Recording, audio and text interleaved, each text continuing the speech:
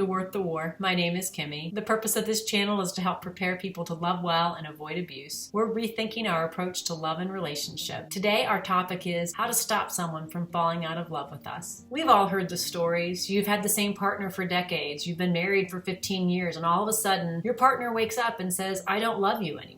Kind of like you're a sweater in their closet that they never want to put back on. Nothing can strike fear in the heart of someone who wants to be building a life with you, more than that looming out on your future. Is there any 100% way to be sure that that will never happen? Probably not, but there are certainly some things that we can do to make it a whole lot less probable. This scenario is all too common. How many people do you know that just simply fell out of love? Maybe that even happened to you. The central way that we are rethinking love is we are basically taking love from being an unknowable and magical force, and we're not minimizing the feeling and the attraction aspects, but we're bringing the fact that love is actually a choice that we made. It's a thing that we do. We get to choose who we love, how we love, when we love. When we put these two together, we have more control over what love actually is, and it can be a huge game changer in the way that love fits into our lives and becomes more protective and more common sense. At Worth the War, we're growing a community that's going to raise its collective voice to help people find relationship and love that can last and help protect hearts along the way. We're determined to provide a better and healthier path to love and relationship. And if you agree that we need this, please join us by subscribing to this channel or look down below. We've got lots of other platforms that we're on. We're developing a community and it would be awesome to have you join us. So how does rethinking love help us stop someone from falling out of love with us? Let's look at it. One of the first things that we can do when we're trying to figure out if this person is going to be there for the long term, or they're going to have some kind of epiphany where they no longer love us, is we can ask them, how do they define love? What are they basing their commitment to us on? This isn't an exercise in defining of terms. What you're really listening for is what kind of language do they use to talk about what their love is rooted in. If what you're hearing a lot is emotion or attraction or feelings, that's a sign that they basically take their indicators of the kind of love they have for you in their feelings. And we all know that feelings can have a short shelf life. We have to understand that we want them to be willing to root their love in something much deeper.